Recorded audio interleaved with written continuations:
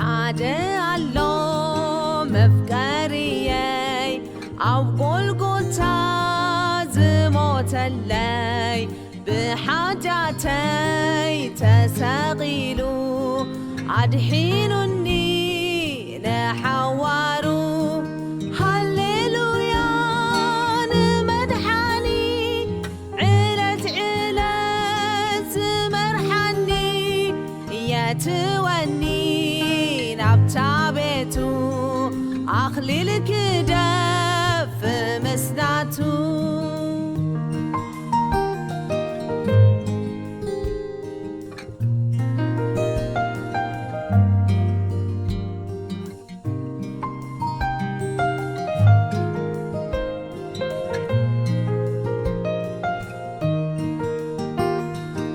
مفكري برتع قويتا حيلونا آي تنع والتا عم مدرم بحر قزائي نزل من وردائي هللويا نمدحاني علت مرحني يتوني نبتابتو أخلي الكدف مسناتو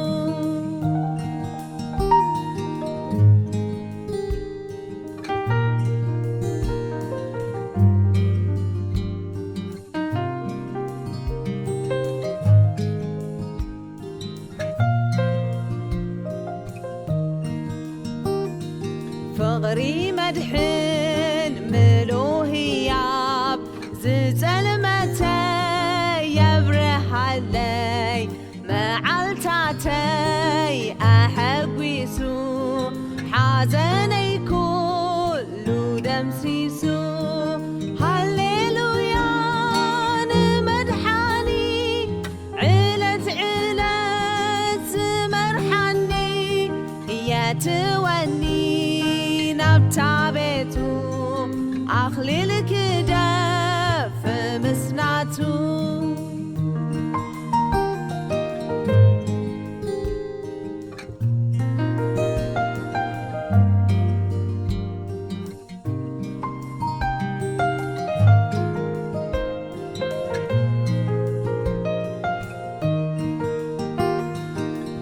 أحوي مساي زمر يعد مكامرحاني زي بغوعك وانت خوينكا تقاناتو يأخلكا هللويا نمدحاني علت مرحني يتوني نبتابتو أخلي الكدف مسناتو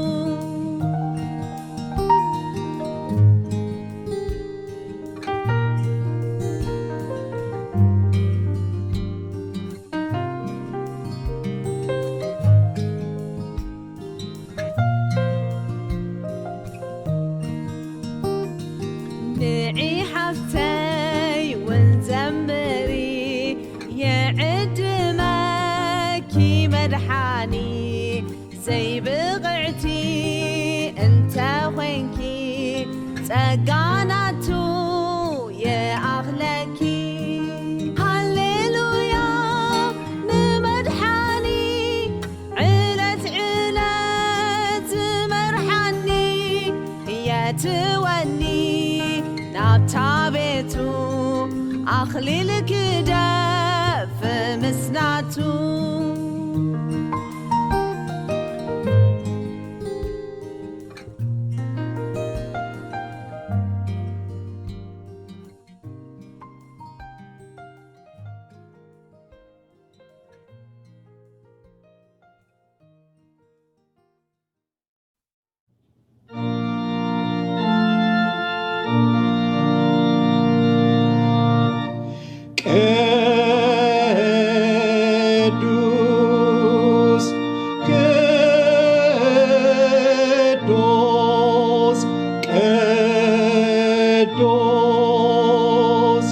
ጎይታ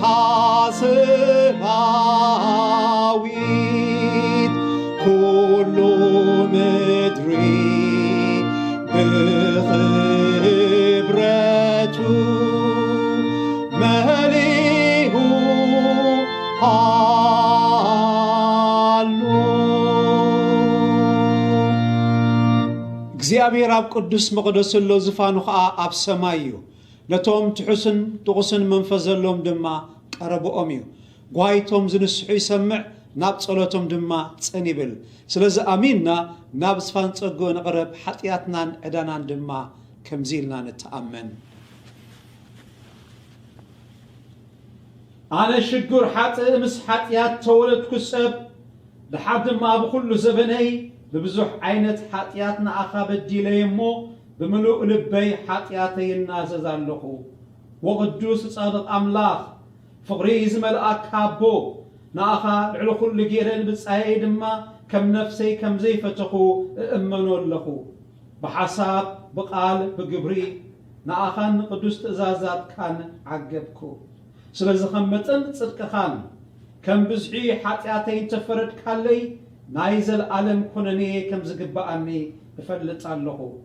እጅግናታ ፈቃሪ ሰማያዊ ኣቦ ናባኻ ንዝምለሱ ኩሎም ብሕያው እምነት ከዓ ናብ ምሕረትካን ናብ ምግባር መድሓኒና ኢየሱስ ክርስቶስን ዝምሕፀኑ ብሓጢኣቶምን ዝናዘዙ ሓጣን ብለውሃትካን ብጸጋኻን ክትቀበሎም ተስፋሃብካ ንኣታቶም ዝበደሉኻ ኩሉ ይቕረ ትብለሎም ሓጢኣቶም ድማ ከቶ ኣይትጽብጽበሎምን ኢኻ። ኣነ ምግዱር ሓጥእ ከዓ እዚ እምንቶይ ንምስጋና ቅዱስ ስምካን ክብሮትን ኢልካ ግድን ግጸለይን ክትምሕረንን ኩሉ ሓጢኣተይ ድማ ክትሓድገለይ ብተስፋኻ ኣሚነ እልምነካ ኣለኹ። ሓጢኣትና እንተተናዘዝና ንሓጢኣትና ይቕረ ክብለልና ካብ ኩሉ ዓመፃውን ከንፀሃና እሙንን ጻድቕን እዩ። ኣሜን።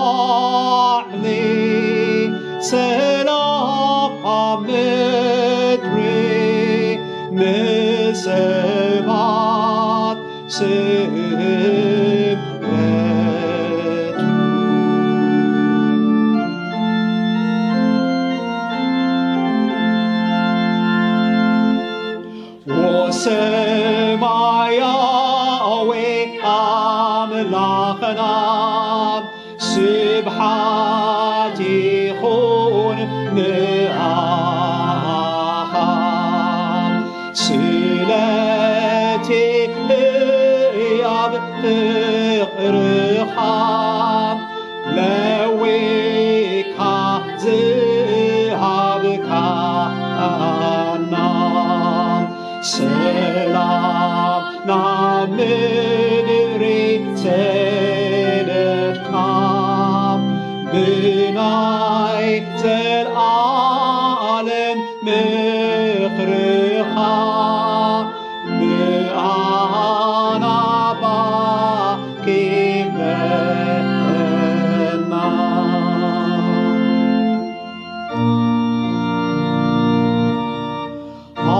ኣምላኽ ምሳኻትኩም ይኹን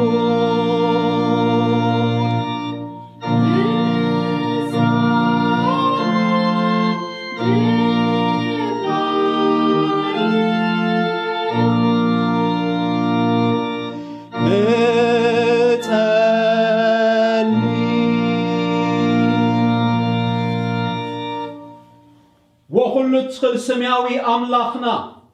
بيسوس كريستوس قويتانا حق زلو وأمنتن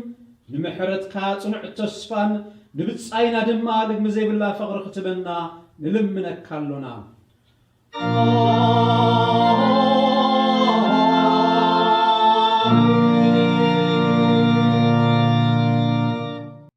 بخمنا بእግዚአብሔር አልዕሉ ናይ ሎሚ ክፍሊ መጽሓፍ ቅዱስ ከዓ ስምዑ ናይ ሎሚ ክፍሊ መጽሓፍ ቅዱስና ኣብ መዝሙር ዳዊት ምዕራፍ 8 ካብ 1 ክሳብ 9 እዩ ወእግዚአብሔር ጎይታና ኣታ ንግርማኻ ኣብ ሰማያት ዝተኸልካዮ ስምካስ ኮን ኣብ ኩላ ምድሪ ክንደይ ግሩም እዩ ምእንቲ ተቃወምትኻ ነቲ ጸላእን ፈዳይ ሕነን ስቕ ከተብሎ ካብ ኣፍ ቆልዑን ዝጠብውን ሓይሊ ኣዳሎኻ ንሰማያትካ ነቲ ስራሕ ኣጻብዕካ ንስኻ ዘቆምካዮም ወርሕን ከዋኽብትን እንተጠመትኩ እቲ ንስኻ እትዝክሮ ሰብ እቲ ተሓልየሉ ወዲ ሰብሲ እንታይ እዩ ካብ መልእኽቲ ቁሩብ ኣንኣስካዮ ብኽብርን ጌጽን ከኣ ከለልካዮ ኣብ ልዕሊ ግብሪ ኣእዳውካ ሸምካዮ ንኹሉ ኣብ ትሕቲ ኣእጋሩ ጌርካዮ ንብዘለዋ ኩላተን ኣባጊዕን ኣሓን ንእንስሳታት በረኻን ንዕዋፍ ሰማይን ንዓሳታት ባሕርን ነቲ ብመንገድታት ባሕሪ ዝሓልፍ ዘበለን ወእግዚአብሔር ጎይታና ስምካ ኾን ኣብ ኩላ ምድሪ ክንደይ ግሩም እዩ እዚ ቃል እግዚአብሔር እዩ ሕጂ ሓቢርና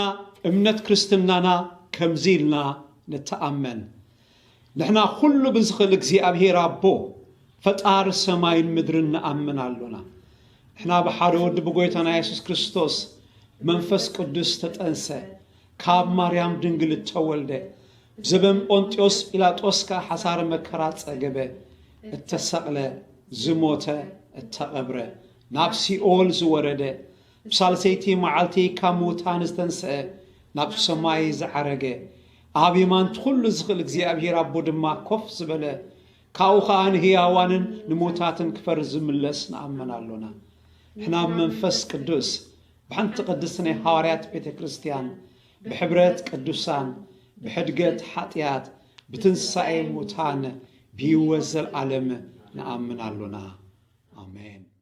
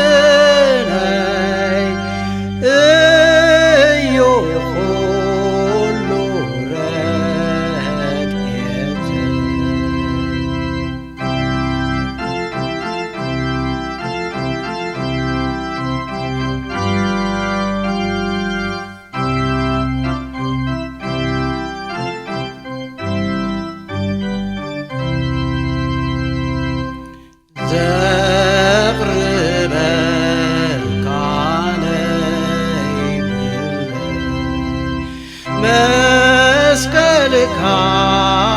እዩ ፀገአ ዕሩቕ ዘኽታምለ ማዳን ፀጋኻ እዩ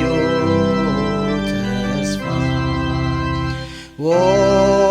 ናይ ህይወት ፈልፋሊ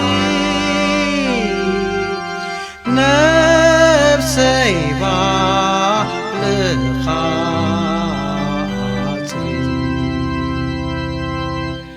ካብዚ ሓላፊ ዕድመ ምጽዋዕካ ነፍሰይ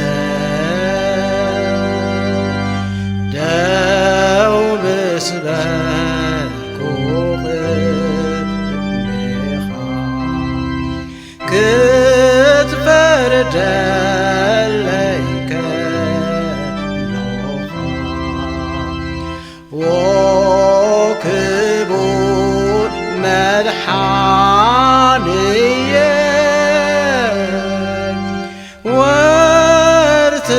ወርትኩር መጠግየ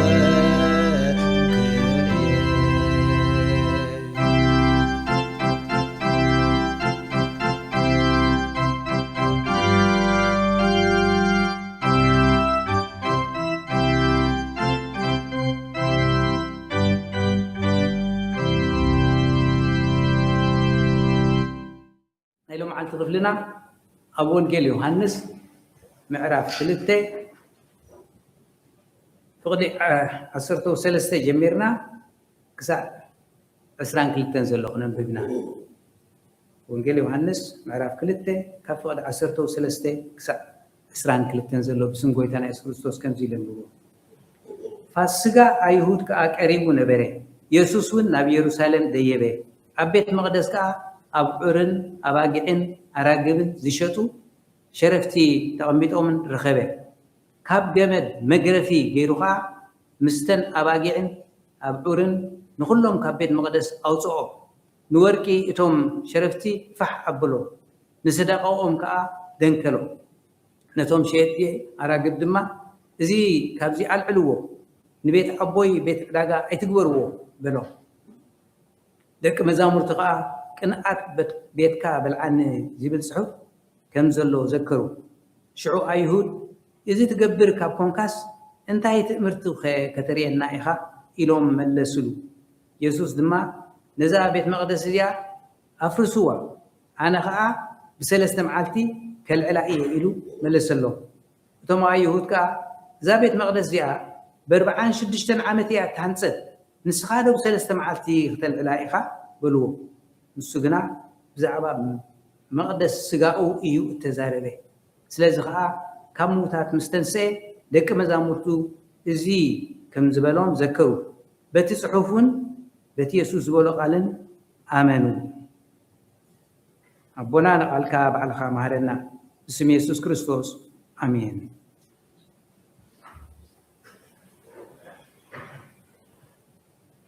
እዛ ናይ ሎም መዓልቲ ዘንበብናያ ምናልባሽ ብዙሕ ግዜ እውን ሰሚዕናያ ክንከውን ንኽእል ኢና። ጎይታና ኢየሱስ ክርስቶስ ከዓ ብዝተፈልየ ዝኮርየላ ግዜ እዚኣ ጎይታና ኢየሱስ ክርስቶስ ኣብነትና እዩ። ኣብዚኣ ጥራይ ከዓ ከም ዝኮርየን እዚ ዓይነት ስልጣን ከም ዝተጠቐመን ንማር እምበር ምልስ ኢልና ስለምንታይ ይኮሪ ጎይታና ኢየሱስ ክርስቶስ እንታይ ይኸ ብዛዕባ ቤተ መቕደስ ኢልና ምልስ ኢልና ክንርኢ። ክርስቲያን ዝብል ኣርእስቲ ክንሕዝ። መን እዩ ክርስቲያን? ክርስቲያን ንክርስቶስ ዝስዕብ ኣማነ ማለት እዩ። እቲ ኣማኒ እቲ ክርስቲያን ናይ ክርስቶስ ኣካል ከዓ እዩ። ምክንያቱ ጥራይ በቓልና ከምኡ ክንብል ዘይኮነ ብዙሕ ንዕኡ ዝሕግዘና ጥቕስታት ኣሎ። ጎይታና ኢየሱስ ክርስቶስ ስጋ ለቢሱ ይመፅኡ፣ ግን ስጋ ለቢሱ ክመፅእ ከሎ ንሱ ነታ ስጉ ርእሳ እዩ ይብለና ቃል ኣምላኽ። ነታ ስጉስ ርእሳ ንሱ እዩ። እቲ ካልእ ኣካላቱ ኸ ንሱ ኸ እቶም ኣመንቲ እዮም እምበኣር ጎይታና ኢየሱስ ክርስቶስ እታ ርእሲ እዩ። تم كانوا تأمن تقع تم كان كيف لا أكلاته بزح جزء أب مسحب قدس ترى أنا نه ويتنا يسوع كريستوس إن أنا نأمنتن كم قرب جيروس إلى حد هبنا أنا نحك وندوي لي إيه تخليوها أبوي يبي ويتنا يسوع كريستوس كم تخلي كم تجي نحك وندوي أنا فركة تم أمنتي تقول دي زي اللي أنفرجن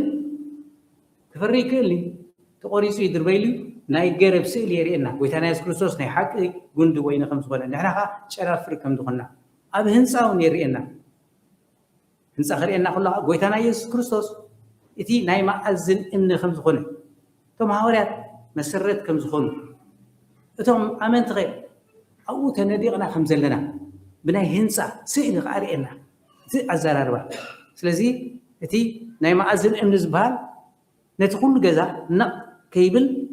مسرة نقولون لعل الزحز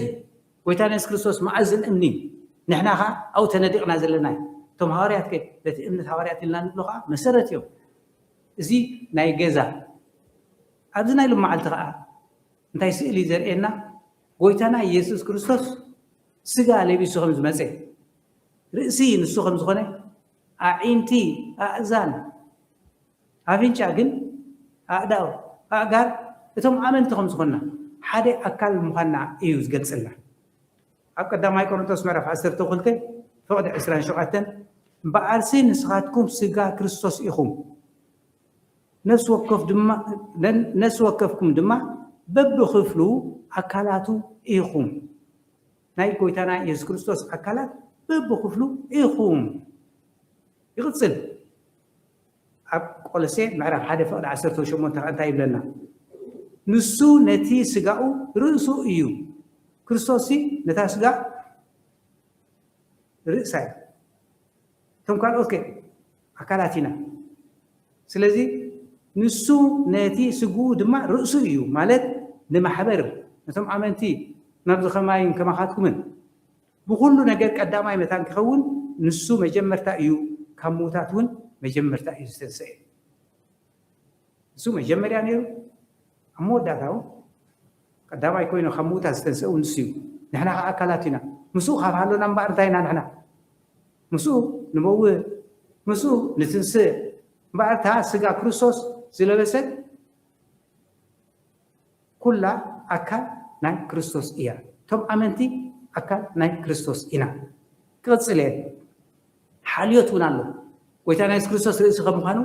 نحن أدمى تأكلات كمخنا كنت حلالة خمس جبأنا كم كريستيان مسينا نفعل لتحلالة نبل بزح جزء سقيلنا كاب بعلنا إذا حسبنا يو ويسمو يقوم تقبل كازبالة هناك العمل خنكم يزبلنا نحنا عينتي أذان أبين جاز استنفس نايكوي تانا كريستوس كابونا أداو كابزهنا نسرح إيجار كابونا أكلات ناي كريستوس كابونا نسور سنا كابونا نحرهنا أنت حلال خمس جبانا أمنت كأيبنا أو كذا ما يكون أنتوس معرف عسرتو قلته فور عسرتو قلته حادث سجى بزحات أكل حانت سجى بزحات أكلات اللو واجد إجري إيد أيكون كن أنت بله بزي سجى بزيدو سجى مخانو يترفعيو أناس إيد أنا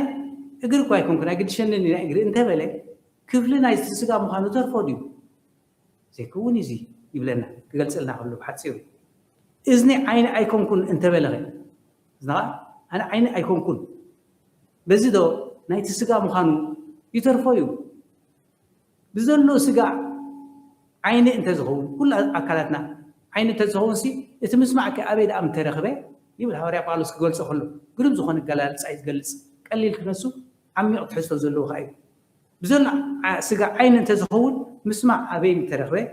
بزلنا سجى إذني أنت زهون كمشيتات أبيد ترخبه سلزي إذا أكلات بملوسي يدلين نايو ويتناس كريستوس رئيسي ثم قالوا أكلات كوينا نحن هنا أنت حلالة قدنيو ترأس عزازو إيد جورو ترأس عزازو إجري خدو رأس عزازو يري يتمت يعزب يستوعل سلزي إزف اللي زي الله أب إذا صون معرب أربعة فقد عسرته حدا ክሳዕ 13 ድማ እንታይ ይብል ኩላትና ናብ ሕብረት እምነት ናብቲ ፍልጠት ወዲ ኣምላኽ ናብ እኹል ሰብኣይ ናብ ልክዕ ምልኣት ብፅሕና ክርስቶስ ክሳዕ እንበፅሕ እዚ ክገልፅ ከሎ እንታይ ዝብል ዘሎ እቲ ክንዓቢ ከም ዘለና እዩ ዝገልፅ ዘሎ እቲ ርእሲ ጎይታና ኢየሱስ ክርስቶስ እዩ እቲ ኣካላት ንሕና ኢና ንሕና ኸ ክንዓቢ ከዓ ግባአና ሓደ ህፃን ንእሽቶ ንዓበየ እንዲ ዝኸይድ ኣእምሩ ንዓበየ እንዲ ዝኸይድ ኣካላቱ ንዓበየ እንዲ ዝኸይድ ምስ ክርስቶስ እምበኣር ክንዓቢ ከድልየና እዩ ኢሉ እዩ ዝገልፀልና ዘሎ ኩላትና ናብ ሕብረት እምነት እቲ እምነት ሓደ እዩ እቲ ዕዮ እቲ ገልግሎት ግን ዝተፈላለየ እዩ ስለዚ ኢድ እትሰርሖ እግሪ ትሰርሖን እያ ናይ ኢድን ናይ እግርን ስራሕ በበይኑ እዩ ናይ ዓይንን ናይ እዝንን ናይ ፍንጫን ስራሕ በበይኑ እዩ ግና ኸ ሓደ ስጋ እዩ ሓደ መንፈስ እዩ ሓደ ርእሲ እዩ ክርስቶስ እዩ እቶም ኣካላት ከ ተፈላለዩ እዮም ህያብ ናኹም እዩ ስለዚ ኢድ ኣነ ናተይ ዝግድሰኒ ናይ እግሪ ግድሰኒ ክትብል ኣይትኽእልን እያ እግሪ ትዕንቀፍ ከላ ዓይኒ ትነብዕ ስለምንታይ ስለዚ እቲ ዕዮ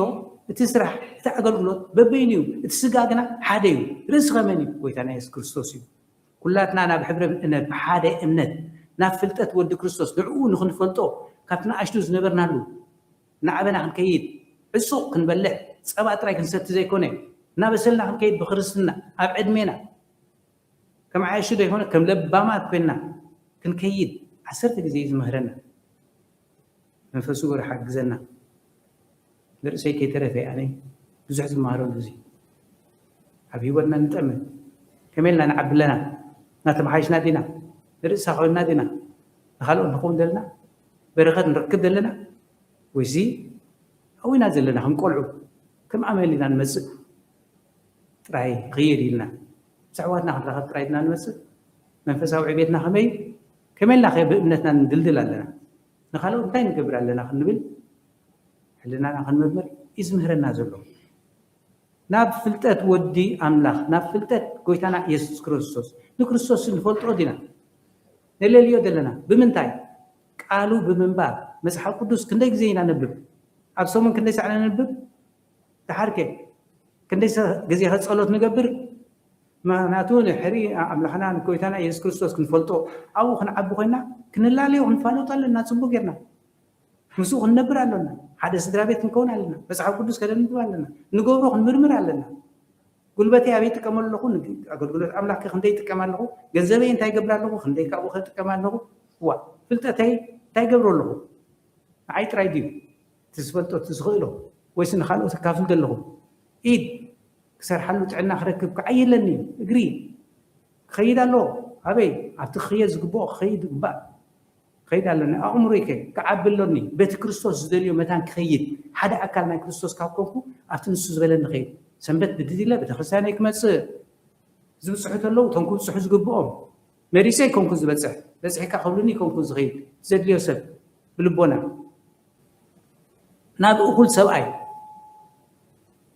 وخلات متان كنكون ناب لك ملعت بس حنا حجز بس حيو تبعي اللي بعدنا يزربي ودخل بس عندي والكا بس حندي حجز دي تمرعوا ده هو سبعي كوينيو أخيليو نقول نقص علونا نكريستوس بمفلسين عبيد دو علونا كسع نبص توم قدوسان توم أمنتي توم كم زخماين كما خاطكم نتي جبر أقل غلط نتي خنقبر زلنا شعو تسقاه يبونالو زاهر شعو كل سب نمر أيكونن كل سب نبي أيكونن كل سب كإلى نايكم زين نايكم تني يبلون جن إجزاء شو أنت عجب تسقاه يبونا اللومو نعون دحري بحق إن خبرة أملاك نتكمل له هنا شعينا نعبز لنا مالتي إتزهبنا سقاس نتكمل لنا ويسي عقيرنا عندنا قميتنا عندنا نمعز كونن كزيم تحلفه نحن ركب الليل أبشم قل لنا يقدنا نقول ويسي إجزاء أملاك زاد سقاس يبون له تكمل له زهياب زي يبون له قبره كم زي أتقول له لا بتغرسان كم زي أخبره أبيت سامي زي قول له إذا أنا أقول له إذا خمس قال له شجر له كم زي أكيد حق زي أسكن نكر كجبره أملاح زفلتا سب زي فلتا أبكر قدام يكون تسمع على سلسلة عصر شد اشتغل تايب لنا بيت مقدس أملاح مخانكم بالحجة بارين هنا أكلاتنا كريستوسنا كريستوس رئيسنا أكلاتنا تينا يدون إذن أجرون إنا نحنا ስለዚህ እንታይ ከ ይብለና ቤት መቅደስ ኣምላኽ ከዓ ኢኹም ከመይልና ቤት መቅደስ ክንከውን ንኽእል ዳ ደቂ ሰባት መንፈስ ኣምላኽ ስለ ኣብ ልብና ዝሰፍር ንሱ መንፈስ ኣምላኽ ህልውና ኣምላኽ ይገልጸልና ንሱ እዩ ዘዕየና ዝበርትዓና ንሱ እዩ ቅዱሳት ዝገብረና ናትና ኣይኮነን ነቲ ናትና ድሌት ነቲ ናትና ልቢ ሓሳብ ኩሉ እግዚኣብሔር ኣምላኽ ኣርሒቑ ኣብ ግዜ ጥምቀትና መንፈስ ቅዱስ ይብና እዩ ንጥቀመሉ ዲና ንዓብየሉ ዘለና ናይ ሽም ጥራይ ዲና ናይ ሓቂና ስለዚ እንታይ እዩ ዝብለና ዘሎ ቤት መቅደስ ኣምላኽ ቤት መቅደስ ኣምላኽ ማለት እቲ ጎይታና ኢየሱስ ክርስቶስ ሎሚ ዘንበብናዮ ኣብቲ ቤት መቅደስ ዝመፀሉ እቲ ቅዱስ ቦታ እቲ ህላውና ኣምላኽ ዝገልጽ እቲ መስዋዕቲ ዘቕርብሉ እቲ እግዚኣብሔር ይቕር ዝብለሉ እቲ ዝናዘዝሉ እቲ መስዋዕቲ ዝግበረሉ ቦታ እዩ እቲ ቤት መቅደስ ስለዚ ልብናስ ቤት መቅደስ እዩ መንፈስ ኣምላኽ ኣብኡ ስለ ዘሎ ንሕና ንፉዓት ስለ ዝኾንና ወይ ብሓሳብና ኣይኮነን መንፈስ ቅዱስ ኣብኡ ስለ ዘሎ ቤት መቅደስ ኣምላኽ ምዃንኩም መንፈስ ኣምላኽ ባኻትኩም ሓዲሩ ምህላው ኣይትፈልጡን ዲኹም ይብሎም ሃዋርያ ጳውሎስ ኣይትዘንግዑ ባ ብሓሳብኩም ባይትኺዱ ህያብ ከለኩም ምሳኹም ከሎ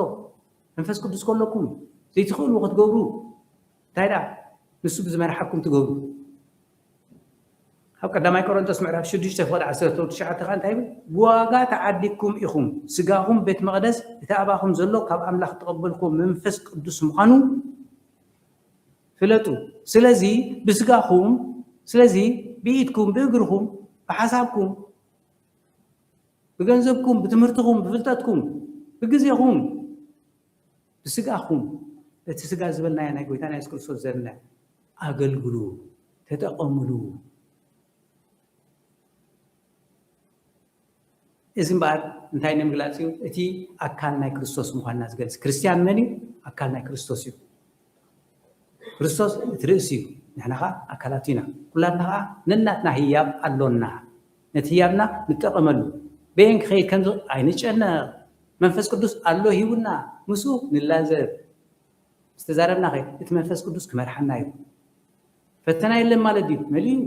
ጎይታና ኢየሱስ ክርስቶስ መጀመርያ ምስ ተጠመቐ ብመንፈስ ቅዱስ ተመሪሑ ናበይ ከይዱ ክፍተን ይኸይድ ብመንፈስ ቅዱስ ተመሪሑ እዩ ዝብለና መንፈስ ቅዱስ ምሳና ኣሎ እወ እንታይ ዳ እዩ ዝፈተና ዝመፀኒ ክትበስል ክትብርትዕ ክትድልድል ክትፀንዕ ኣብ እምነትካ ካብኡ ክሰግር ዕፁቕ ክትበልዕ መታ ንዓኻ በረኸት ኮንካ ንስድራኻ በረኸት መታን ክትከውን ንዓኻ ንበረኸት ኮንካ ንኩሎም ቤተሰብ ድማ በረኸት ክትከውን ንርእስኻ በረኸት ኮንካ ንኩሎም ደቂ ማሕበርካ በረኸት ክትከውን ንርእስኻ ተባሪኽካ ንደቂ ሃገርካ እውን በረኸት ክትከውን ብምንታይ ክትፍለጥ በቲ ንክብሪ ኣምላኽ ትገብሮ ፍሉጥ ክትከውን ንስኻ እውን ክትፍለጥ ከም ክርስቲያን መጠን ክጥቀመልካ ደሊ እቲ መንፈስ ቅዱስ እምበኣር እዚ ናይ ሎ መዓልቲ ምልስ ኢልና እንተረኣና እንታይ እዩ ዝብለና ኣብቲ በዓል ፋሲካ ኩሉ ግዜ እቶም ኣይሁዳውያን ይመፁ ነይሮም የብዕሉ ነይሮም ነቲ በዓል ካብ ግብፂ ዝወፅሉ ስለ ዝኾነ በዚ ምክንያት እዚ ድማ መስዋዕቲ የቕርቡ ነይሮም መስዋዕቲ ከቕርቡ ከለዉ እንስሳታት ኣለዋ እተን እንስሳታት ግን ካብቲ ዓዲ ርሑቕ ቀረባ ሒዞሞ ዝመፁ ይኮነን እንታይ ዳ ገንዘብ ሒዞም እዮም ዝመፁ ኣብቲ ቤት መቅደስ ኣብ የሩሳሌም ከዓ ክስውኡ ይመፁ እቲ ቤት መቅደስ ቅድስቲ ቅዱሳን ዝበሃል ኣሎ ኣብ ማእከል ድሕሪኡ ኸ ቀፂሉ ድማ ናይ እቲ ደንበ ናይቶም ሰብኡት ኣሎ ጸሎት ዝገብርሉ ቀፂሉ እንታይ ኣሎ ናይ ደቂ ኣንስትዮ ኣሎ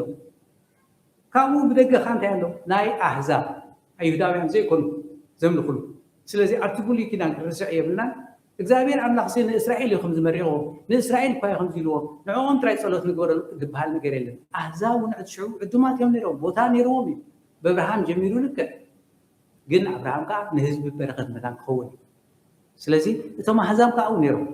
እቶም ካህናት ከዓ ኣለዉ ኣብዚ እዩ ጎይታና ኢየሱስ ክርስቶስ ምስ መፀ ኣብቲ ናይ ኣሕዛብ እቶም ካህናት እቶም ሊቀ ካህናት ኣብኡ ኣፍቂዶምሎም እንታይ ከገይሮም የካርይዎ ነይሮም ጣውላ ገብሩ ሞ ኣብቲ ጣውላ ኮይኖም ገንዘብ የሽርፉ እቶም ካብ በበይኑ ዓድታት ዝመፁ ነቲ ገንዘብ ኣሽሪፎም ኣብኡ ሸኸር እቲ ሸኸር ዝብል ገንዘብ ነይሩ ሽዑ ከሽርፉ ኣለዉ ኣሽሪፎም ኣብኡ ሽዑ እንስሳ ዓድዉ ባዕሎም ከምፁ ካብ ርሑቕ ዘይኮነስ ገንዘብ ሒዞም መፁ ሓደ ክልተ ሒዞም ተመፁ ከዓ እንታይ እዩ ነቲ መስዋዕቲ ዝቐርብ መንቀብ ዘይብሉ ይኸውን ዘለዎ ካብቶም ኣብዕሮ ካብተን ናባጊዕ ኹና ካብተን ረጋቢት ኹና እቲ መስዋዕት በብዓይነቱ እዩ ነይሩ ከከም ዓቕሚ ዘምፅእ ነይሩ ተን ረጋቢት ንኣብነት ነቲ ትደኻ ዓቕሚ ዘይብሉ ረጋቢት ዘምፅእ ነይሩ ወይ ድማ ከምዚ ለምፂ ዓይነት ዘለዎ ሰብ ተኮይኑ ርግቢት ክልተ ርግቢት ከምፅእ ይፍቀደሉ ነይሩ ክስቡ ወይ ድማ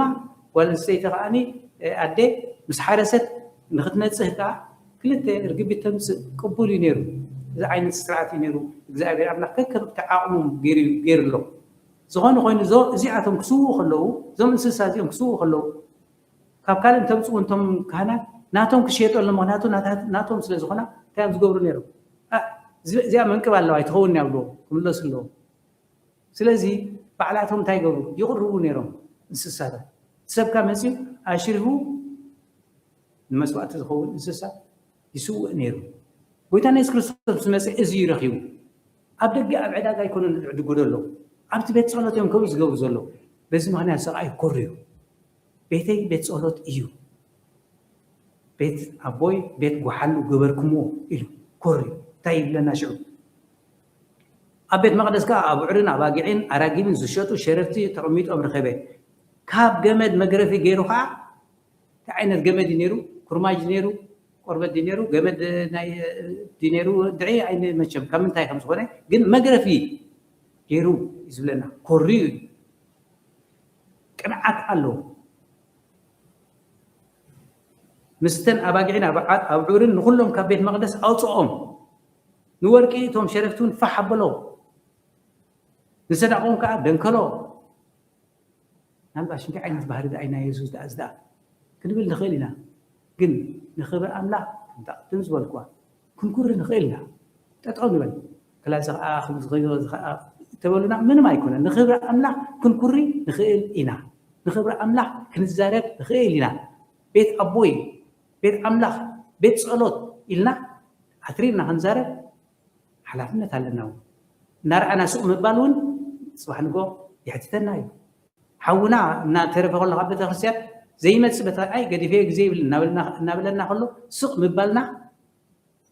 دلنا حوقا خلقا دليه كسا خندزيون صباح نقول إحنا تحتتنا ونا توهيبنا زل سجا توهيبنا زل عدل كمين لا خند عبنا بقال أملاح عبينا كذا حجون نقص لنا درسنا عن بتغسيان ممسح رايكونا نحاولنا نوصل لنا برختكم كونا لنا نفس الطفية بلان كنحلوا لنا كبرتيا بدل استعد جلس لزغنا نتوم شيتي أراقب دمع إذا خالص العلوة نبيت أبوي بيت إداقة أي تجوروه لك ما زال مرتبع كنعت بيت كابل عن زمن صحب ذكر زي أمزل داوي بعرف سوسان شعته فوق عسرته شعته زلوا درو نبي داوود نبي تنبيت ستنبهه إيو شعو دك مزامرتو نتي تنبيت ستبه على داوود ذكروا شعو زي تقبر كابون كاس انتاي تمرتغا تري إنها أبوه مهناتو أي يهوداويان كل جزء تأمرات يدلي نيرو صر أويان دما كل جزء تبى فلسفنا يدلي نيرو زي ناتهم دلي نيرو ስለዚህ ጎይታና ኢየሱስ ክርስቶስ ከኣታ ይብሎ ነዛ ቤት መቅደስ እዚኣ በዓል እንታይ ክትርኢ ንስኻሲ እዚ ትገብር ኣለኻ ክሕድዎ ይከኣሉ ተኣምር ከዓ ገብር ኣሎ ይፍውስ ኣሎ ንዕውራት ያ ንሓንካሳት ክኸዱ ንለምፃማት የንስሕ ኣሎ ክሕድዎ ይከኣሉ ሕጂ ግን ወዲ ኣምላኽ ክንዲ ዝብሉ ምእማን ሸጊርዎም እንታይ እዮም ዝብሎ ስማዕ እንዶ ምግባር ዝተገብር ኣለኻ ብናይ መን ኢኻ ትገብሮ ዘለኻ እዚ እቲ ሓይልስ ካበይ ኢኻ ተምፅኦ ዘለኻ ኢሎም ሓትዎም ዘለዉ انت تزاربو انت نغرو ود املاح مخانو اي امنون ግን ኢሎም ተጣራጢሮም ክሳ እዚ ናይ ሰይጣን እዚ ቤልዘቡል ይዝገብሩ ዘሎ ክብሉ እንዲም ጀሚሮም ካበይ ተምፅኦ ኣለኻ እዚ ስልጣን እዚ ከምዚ ምግባርካ ኢሎም ይሓትዎ ኢየሱስ ድማ ነዛ ቤት መቅደስ እዚኣ ኣፍርስዋ ሽዑ እንታይ ይብሎም እንታይ ትምህርቲ ክትርእየና ኢኻ እስኪ ትምህርቲ ኣርየና እስኪ ካበይ ኢኻ ተምፅኦ ዘለኻ እንዲም ዝብልዎ ዘለዉ ንሱ እንታይ ይብሎም ነዛ ቤት መቅደስ እዚኣ ኣፍርስዋ ቤት መቅደስ ኣብ ኢየሩሳሌም ዘሎ 46 ዓመት ዝወሰደት ሄሮዶስ ዝሃነፃ ፈሪሳያ ነይራ ንዕኦም ክሕጉስ ኢሉ ሄሮዶስ እዩ ዝሃኒፅዋ ነዚኣ ቤት መቅደስ እዚኣ 46 ዓመት ከዓ ወሲዱሉ እዩ ንሱ ዓሌቶም ኮይኑ ወይ ኣማን ኮይኑ ይኮነ ንዓኣቶም ባህ ከብል ግና ሃኒፅዋ እዩ 46 ዓመት ዝወሰደት ነዛ ቤተ መቕደስ ኣፍርስዋ ኣነ ከዓ ብሰለስተ መዓልቲ ከልዕላ እየ እቶም ኣይሁድ ከዓ እዛ ቤተ መቕደስ እዚኣ ብ46 ዓመት እያ እትሃንፀት ንስኻ ዶ ብሰለስተ መዓልቲ ከተልዕላ ኢኻ ንስኻስ ብ46 ዓመት ተሰርሐስ ብሰለስተ መዓልቲ ክትሰርሓ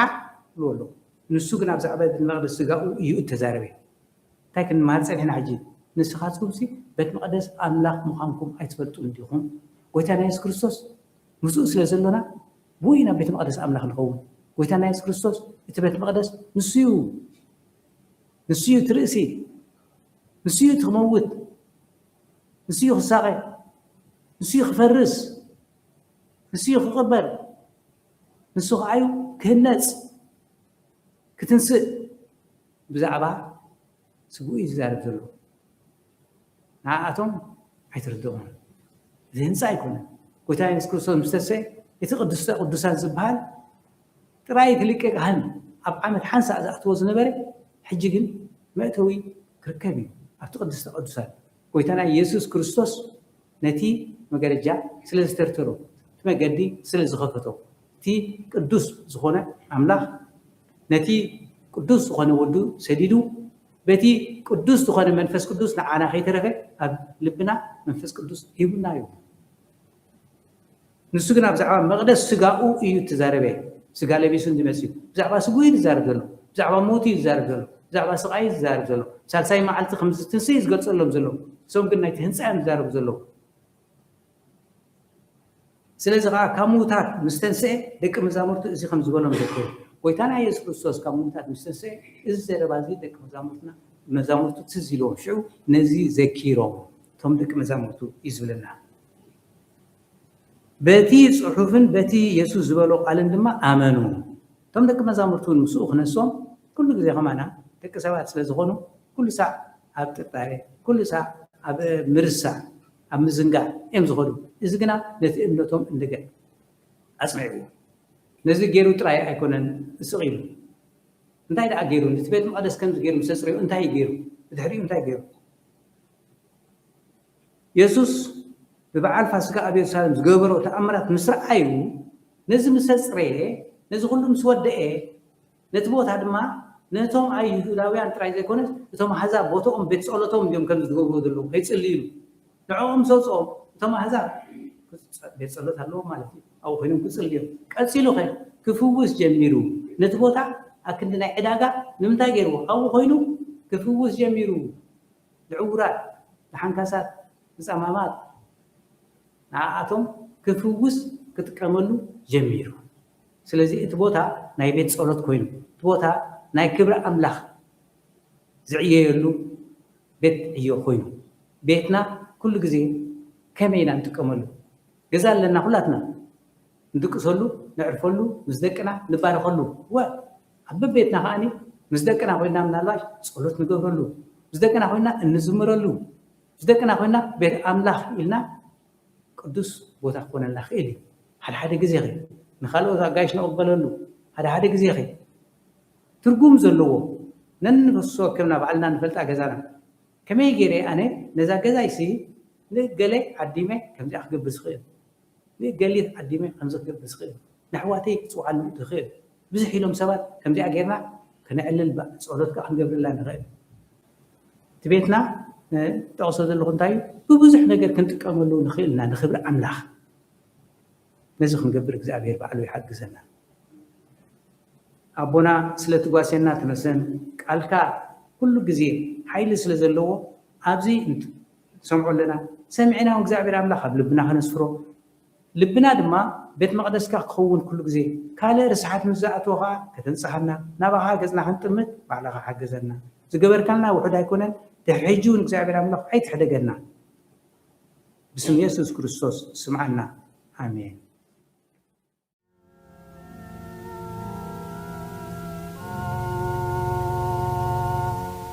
نأملاخ خبرو بحاجوس كله زبي سلنا جرر مزخانه قبر ካብ ማሕፀን ጀሚሩ ብዓቢ ፀግኡ ክንደይ ብዙሕ ህያብ ንኣና ዚሃቦ ናይ ፀጋ ኣምላኽና ንሱ ይደግፈና ብፍቕሪ ልብና ኪኸውን ምግልጋልና ለዋህ መድሓኒና ብዓቢ ምሕረቱ ናባና ውን ይኹን ዘለዓለም ማቶቱ ምስጋና ንኣምላኽ ንኣብ ወልድ መንፈስ ቅዱስ ብሩኽ እግዚአብሔር ንኹሉ ዓለም ንጉስ ካብ ጥንቲ ነበርካ ንጥንቲ ድማ ትነብር ንስኻ ኣብ ኩሉ ከባሪ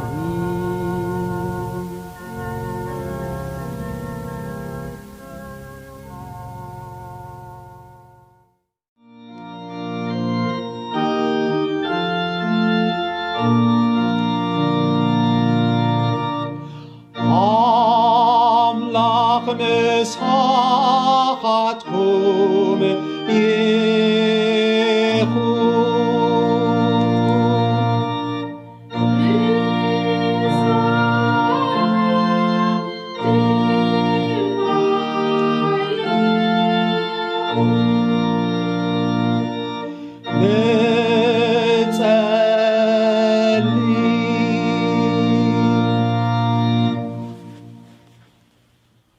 ወዘለዓለማዊ ኩሉ ዝካለካ ኣምላኽ ናይ ኩሉ ፈጣርን ሓላውን ናባኻን ምህለል ኣሎና ስለ ኢየሱስ ክርስቶስ ኢልካ መሓረና ሓጢኣትና እውን ኣይትዘክር ብመንፈስ ቅዱስካ ቅድሰናን ንገሰናን ከም ቃልካ ብቅዱስ ኣካይዳ ክንመላለስ ብጸጋ ክረድኣና ንቤተ ክርስቲያንካ ብቓልካን ብቅዱሳት ምስጢራትካን ኣከባ ኣጽንዓያን ሓልዋን ነቶም ብጸልማትን ሞትን ዑረትን ተኣሲሮም ዘለው ኩሎም ኣሕዛብ መሓሮም ብርሃንን ህይወትን ክረኽቡ ከዓ እቲ ዘድሕን ጸጋኻ ብወንጌል ሃቦም ንቅዱስ ስምካን ንኽብሮትን ኢልካ ንሕና ኩሉና ድማ ብድሓን ክንነብር ንኩሎም መራሕቲ ባርኽን ሓሉን ባይቶ መንግስቲ ዘበለ ባርኽ ንብረት ሰላምን ድሓንን ኣውርደልና ጥዑይን ዝጠቀምን ኣየር አንፍሰልና ፀሓይን ማይን በብእዋኑ ሃበና ኩሉ ግብርና ቅንዕን ጽቡቕን ክኸውን ምኽሪ ክርስትና ሓብረልና ዘርኢ ምድርና ኣብቁለላና ፍሬልናን ግቡእ ግብሪ ጥበብን ጽቡቕ መነባብሮን ባርኸልና ነቶም ንዕዮ ማሕበርካ ኸቕንዑ ዝእከቡ ባሮትካ ባርኮም እቲ ምእካቦም ከዓ ንኽብርኻን ንምዝርጋሕ መንግስትኻን ክጠቅም ኣስምረሎም ወትሩ ዝእከቡ መኻሮ ቤተ መንግስቲ ባርኮም ሓሳቦም ንኽብሪ ስምካን ንምስልጣን ሃገራትን ክኸውን ብፍርሃትካን ብጽቡቕ ስምምዕን ኣስልጠሎም ወእግዚአብሔር ነዛ ቅድስቲ ንብረት ቃል ኪዳን ባርኽ ምናዳ ድማ ነቶም ብቃል ኪዳን ከተኣታተው ዝደልዩ ባርኮም ኪዳን ጥምቀቶም ንዝሕድሱን ንዝቆርቡን ብምሕረትካ ረኣዮም ፍልጠት ክርስትናን ተጉላባ ዘይብላ እምነትን ዓብድሎም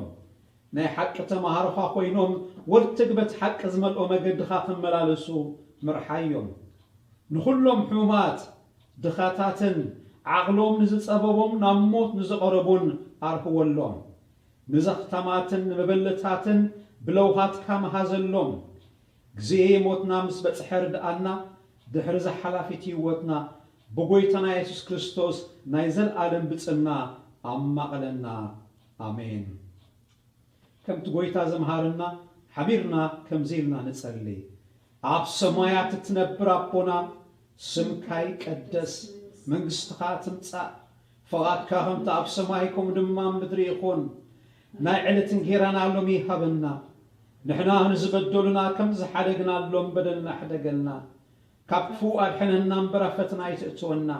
መንግሥትን ሓይልን ክብርን ብዘለዓለም ናትካ እሞ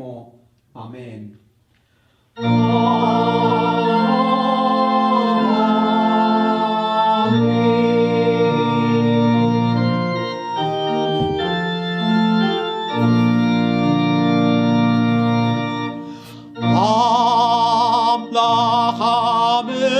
مسكنون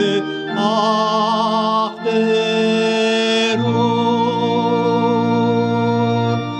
كبر مسكنان نؤهخون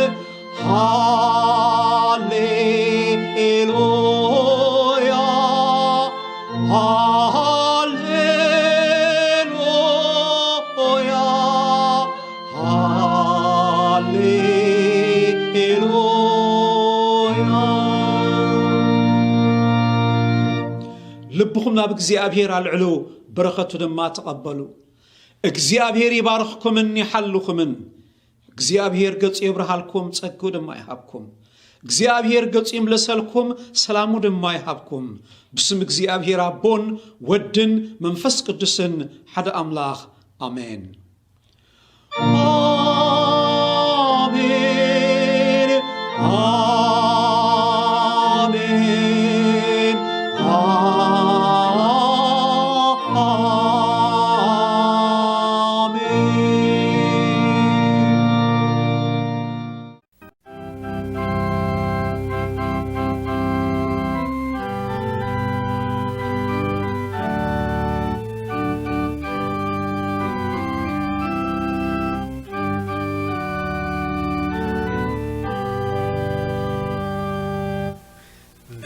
ብስራቱ ሰሚዕና ኢየሱስ እዩ መድሓኒ፣ ኣብ ዙርያኻ ኣበስር ኢየሱስ እዩ መድሓኒ። ዘርግሓዮ ኣብ ኩሉ ኣብ መገድን ኣብ ቤትን ንምምላሹ ቐልጥፍ ኢየሱስ እዩ መድሓኒ። ብእልልታ ኣውርዮ ኢየሱስ እዩ መድሓኒ። ንኃጢአተኛ ነገር ኢየሱስ እዩ መድሓኒ። ወደሴታት ናይ ባሕሪ ምስጋና ክንዘምራ ኣቲ ምድሪ ዘምሪ ኢየሱስ እዩ መድሓኒ።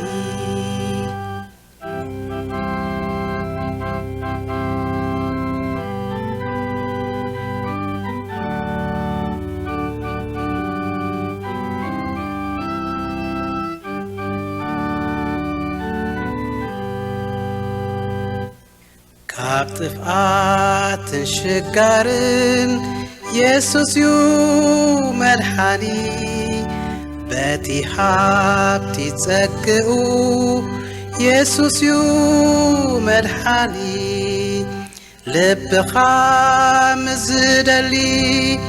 ነቲ ሓራ መውፅኢ ተስፋ ጌርካ ዘምሮ ኢየሱስ እዩ መድሓኒ።